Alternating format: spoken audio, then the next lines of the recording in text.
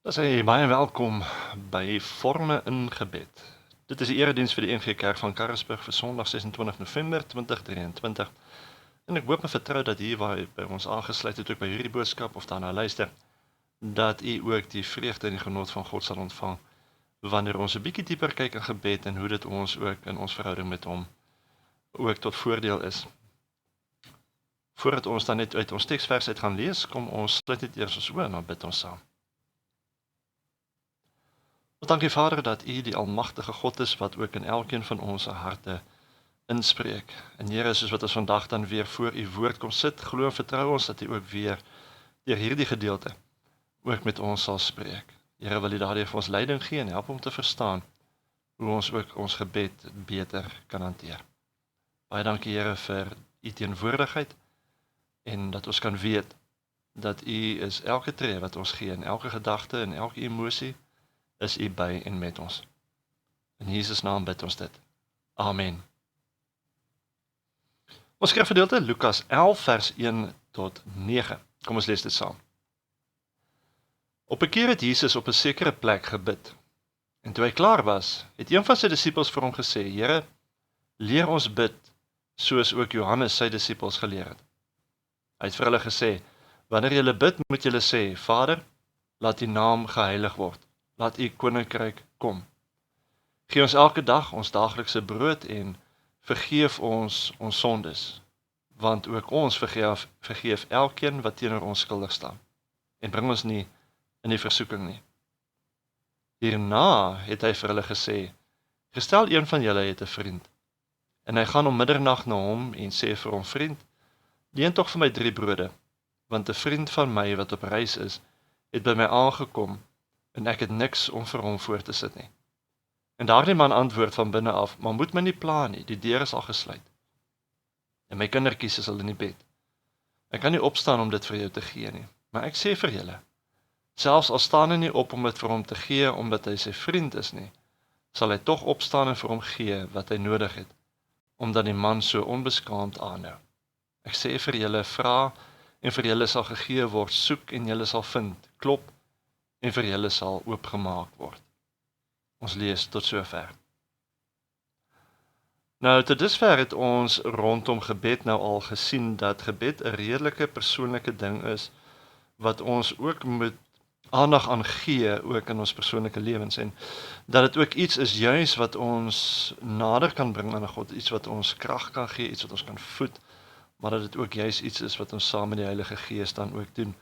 En daarom dat dit vir ons vra dat ons juis sal reageer op hierdie uitnodiging wat gebed ook aan ons bring. En as ons na die voorbeeld van Jesus gaan kyk, behalwe dat dit ook een van die basiese beginsels van ons geloof is gebed ook dan juis een van die belangrikste. As jy wil dink aan Christendom, dan kan dit nie wees sonder gebed nie. Hoekom? Want Christendom is 'n verhouding met God. En verhoudingswerk nie as daar nie kommunikasie is nie. Niks in die bediening gebeur sonder dat daar eers gebid is nie. Alle herlewings is vooraf gegaan deur gebed. En Jesus het ook niks gedoen nie voordat hy ook tyd met sy hemelse Vader in gebed deurgebring het nie. En daarom fokus ons ook in hierdie kort reeks dan juis op gebed. En vandag dan spesifiek op 3 verskillende forme van gebed wat ons in gebed vind. En die rede daarvoor is sodat jy in jou verhouding met God sal kan groei. Nou, ons gaan nie vandag eintlik na die Onse Vader gebed kyk wat Jesus vir hulle geleer het nie. Ons sal eerder met 'n volgende keer in diepte daarna gaan kyk. Want ons eintlike teksvers vandag is vers 9. Jesus kom in vers 9 nadat hy hulle die Onse Vader geleer het, en hy leer vir ons 3 forme van gebed wat in ons lewens funksioneer. Nou, ek praat miskien van 3 verskillende forme, maar dit beteken nie noodwendig 3 verskillende gebede nie. Al 3 forme kan in 'n enkele gebed ook voorkom. Vers 9 sê: "Vra en vir julle sal gegee word, soek en julle sal vind, klop en vir julle sal oopgemaak word." Ons moet leer om te vra. Petisie is 'n basiese gedeelte van gebed, waar ek voor die Here kom pleit vir iets wat ek nodig het. En as kinders van God het ons sekere regte in die familie. Jesus Christus beveel ons eintlik in 'n baie sterk taal om te vra. Hoor wat sê in Johannes 16: "Ek sê vir julle, Wat julle die Vader in my naam vra, sal hy aan julle gee. Tot nou toe het julle niks in my naam gevra nie, maar vra en julle sal ontvang, sodat julle blydskap volkome kan wees. En dan in vers 27 verduidelik Jesus hoekom dit so is. Want die Vader self het julle lief, omdat julle my lief het en glo dat ek van God gekom het. Nou God is 'n goeie Vader, en hy begeer om aan almal goeie dinge te gee, as ons dit van hom vra. Jesus het aarde toe gekom, aan die kruis gesterf in ons plek, sodat ons verhouding met God herstel kan word. God is liefde, en opregte liefde dwing nie. Net so dwing, God is ook nie sy verlossing op mense af nie. Dit is daar, dit is beskikbaar. Die mens moet dit net nog vra. Die mens moet nog vir God vra, om in sy hart in te kom, sy lewe met ander woorde te gee vir die Here. Maar hoe werk dit wanneer ons vra? Wanneer is my gesindheid reg wanneer ek vra in gebed? En daar is eintlik basies 4 dinge. Om net dinge sommer te vra, gaan nie sommer werk nie. Ons moet in geloof vra. Matteus 21 vers 22 sê, alles wat julle in die gebed vra, sal julle ontvang as julle glo. En om te vra, moet ons dit vra in 'n verhouding met Christus. Johannes 15 vers 7 sê, as julle in my bly en my woorde in julle bly, vra dan wat julle wil, en dit sal met julle gebeur. Wanneer ons in Jesus bly, dan word sy wil ook ons wil, en dan begin ons meer te vra eintlik soos wat hy wil hê dit moet wees. Maar die derde een is dat wanneer ons bid, moet die uitvoering waarvoor ons vra ook reg wees. Jakobus 4 vers 3 sê, julle bid en julle ontvang nie, omdat julle op die verkeerde manier vra, sodat julle dit in julle welis kan deurbring. God wil hê dat dit waarvoor ons vra in gebed, dat dit hom sal verheerlik. Hy wil hê dat dit waarvoor ons vra, in lyn sal wees met dit wat sy wil is. Hy wil hê dat dit wat ons in gebed vra, sal ooreenstem met die koninkryksbeginsels van sy koninkryk. Hy weet in elk geval wat vir ons die beste is, en daarom wil hy hê ons moet vra volgens sy wil. En die laaste een is dat ons moet vra volgens God se wil. Ons dink baie keer dat ons weet wat die beste vir ons is, maar ons weet nie eens wat oor 5 minute met ons gaan gebeur nie. God weet. En hy weet daarom wat is die beste vir ons. En daarom is sy wil vir ons die beste. Sy wil vir my is beter as my wil vir myself. En dis hoekom dit so belangrik is om sy woord te ken. God se wil kom meestal na ons toe in die Bybel. Wanneer ons dus iets vra wat hy in sy woord beloof, dan weet ons bid dan definitief volgens sy wil. 1 Johannes 5 vers 14 tot 15 sê, en dit is die vrymoedigheid wat ons voor hom het, dat hy ons gebede verhoor as ons iets volgens sy wil vra.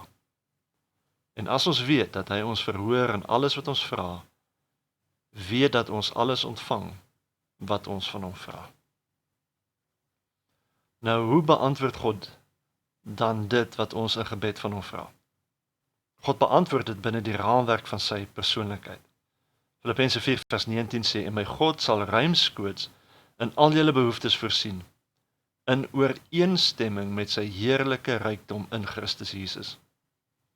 Hier staan met ander woorde dat die Here ons nie gaan gee presies wat ons nodig het nie. Hy gaan vir ons dalk selfs meer gee. Ek het hierdie prinsip geleer toe God my na Taiwan toe gestuur het. Ek het baie hard vir die Here gebid en gevra dat hy vir my die geld moet gee vir die vliegtuigkaartjie. En hy het. Maar hy het ook aan my 'n ekstra 1500 gegee wat ek kon gebruik om mee te oorleef in my eerste paar dae en weke wat ek daar was, totdat ek myself aan daai kant my eie salaris kon verdien en myself verder onderhou. Ek het ook geleer dat 'n mens baie meer spesifiek dalk moet begin vra. Want om te vra, Here voorsien in al my behoeftes, is 'n baie wyd vraag. Maar om dalk bietjie meer gefokus te bid en meer spesifiek te vra, Here voorsien aan my wysheid vir vandag se preek byvoorbeeld, het gewoonlik 'n baie beter resultaat. En anders as met intersessie, kan ek wanneer ek my petisie na die Here toe gebring het, alreeds begin dankie sê vir dit wat ek gaan ontvang. Petisies is vraaggebede wat ek net een keer vir elke dag na die Here toe hoef te bring, waar intersessie 'n aangaande proses is waar ek aanhou vra vir dieselfde ding. En ek het ook geleer om die Here te vra my te help, dalk breër kyk wanneer ek vir iets vra.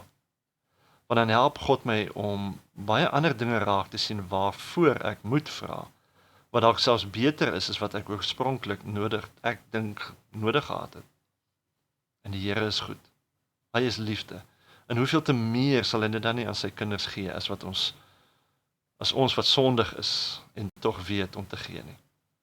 En God wil ons baie keer gee meer as wat ons kan dink of bid. Die vraag is, glo jy dit?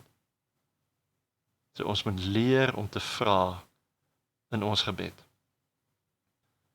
Die tweede vorm wat ons van leer in vers 9 is gebed as 'n toewyding, daai soekgedeelte. Ons as mense is geskape met hierdie hinkering binne in ons om juis na God te soek. 'n Hinkering om in 'n verhouding met hom te staan. Daar's hierdie vakuum binne in ons, 'n leë kol wat net gevul kan word as ons in 'n persoonlike verhouding met God staan. Dit maak nie saak wat 'n man vir homself in die lewe vind of kry nie. Dit kan nooit daardie leemte vul nie. En dit raak jou hele wese, jou hele menswees, jou doel in die lewe, die versorging van jou siel. En God wil 'n verhouding met die mense en daarom moet ons na God soek in ons gebede. Petisiegebede is daar om van God te vra wat ons nodig het, maar daar is baie meer aan om net die oggend op jou knie te gaan en te vra. God is nie net 'n vending masjien waarin ons gebede ingooi en dan iets uitkry nie. Vader is iemand wat in 'n verhouding met ons wil staan. Ons is geskape juis om in 'n verhouding met hom te staan. En die sonde wat ingetree het daardie koneksie wat ons as mens met God gehad het, kom breek en daardie leemte het ontstaan. En hy wil hê dat ons hom elke dag sal opsoek, soos wat 'n kind sy pa soek, om met hom te praat oor die dinge van die dag, om by God te wees, om tyd saam met hom te spandeer. Johannes 4 vers 23 sê, daar kom egter 'n tyd, en dit is nou, dat die ware aanbidders die Vader in gees en waarheid sal aanbid. Want die Vader wil juis aanbidders hê. Gebed as petisie kan alleen staan op sy eie. Maar gebed van toewyding sluit petisie in. Elke vorm is soort van 'n volgende trappie wat die vorige insluit. Ons moet die Here soek, want in hom is alle dinge kosbaar. In hom is alle skatte van wysheid en kennis. Dis een ding om in tye van nood met 'n inkopieslys na God toe te gaan om hierdie nodige dinge te kry. Maar om te soek na God is om al die geheime skatte van God, om na dit te streef, die skat te verstaan, van totale vreugde, die essensie van liefde, wat alles geheime skatte in Christus is. God wil hê dat ons die beste dinge rondom homself en die lewe moet vind, deur al hoe dieper in verhouding met hom te beweeg. En dis die enigste manier om dit te vind, is 'n dieper soeke na God. En lui Christene is nie bereid om dieper te soek na God nie. So iemand gaan nooit werklik die volheid van wat God vir ons wil hê, binne gaan nie. God wil hê dat ons hom in gebed moet soek, en sy belofte is, ons sal hom vind. Die derde vorm van gebed is gebed as intersessie. Dit is die klop gedeelte. Nou gebed as petisie vra, en dit kan op sy eie staan, terwyl die gebed van toewyding sluit weer petisie in. Nou die derde vorm of die derde vlak sluit nou weer die vorige twee in, naamlik gebed as intersessie. Dit is om voor God in te tree in die Heilige Gees. Intersessie is gebed waar ons saam die las van Christus dra vir 'n persoon, vir spesifieke omstandighede of behoeftes, enige plek in die wêreld. Ons word met intersessie deel aan Christus se lyding in die wêreld. 'n Baie goeie voorbeeld sal wees waar ons nou byvoorbeeld intree vir siek mense in China. Ons weet miskien nie presies wat hulle behoefte is nie, maar die Heilige Gees doen. En daarom tree ons in deur intersessie vir daardie mense se behoeftes en veiligheid. Ons bid vir hulle nood, vir hulle bekering. Ons tree in vir die sendelinge wat daar hulle getuienis uitleef en deel. Ons tree in vir die slagoffers, vir die mense wat daar deel is van die brandweer, polisie, weermag, regering. Deur die intersessie voel ons saam met Christus die lyding wat hy ervaar, omdat daardie mense ly. Toe Saulus op pad was Damaskus toe, het Jesus aan hom verskyn en hom gevra, Saul, Saul, waarom vervolg jy my?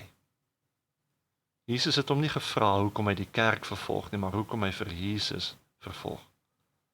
Saulus het deur die kerk te vervolg, het hy vir Jesus vervolg.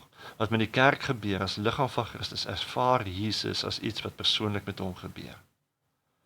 En as jy die kerk van die Here seer maak, maak jy Christus seer. As jy Christus se navolgers aanvat, vat jy Jesus aan. En ons kan ook so intree met intersessie vir ons kinders, vir ons mans, vrouens, vir ons gemeente, vir ons dorp, vir ons land, vir enige saak, behoefte of omstandighede of persoon. 'n Intercessor is iemand wat vasberade is en aanhou. Anders as met petisie is intersessiegebede wat aanhou en aanhou en aanhou totdat dit beantwoord is. 'n Intercessor leef vir daardie gebede. Dis deel van sy of haar lewe. 'n Intercessor is ook iemand wat geduldig is. Intercessiegebede kan vir 'n baie lang tyd aanhou. Ek weet van 'n vrou wat 40 jaar lank ingetree het vir haar man voordat hy tot bekering gekom het. 'n Intercessor is ook iemand wat vol is van die Heilige Gees. En die Heilige Gees gee baie keer leiding rondom oor wat gebid moet word vir 'n spesifieke iemand of saak. 'n Intercessor is ook iemand wat volkome op die Here vertrou.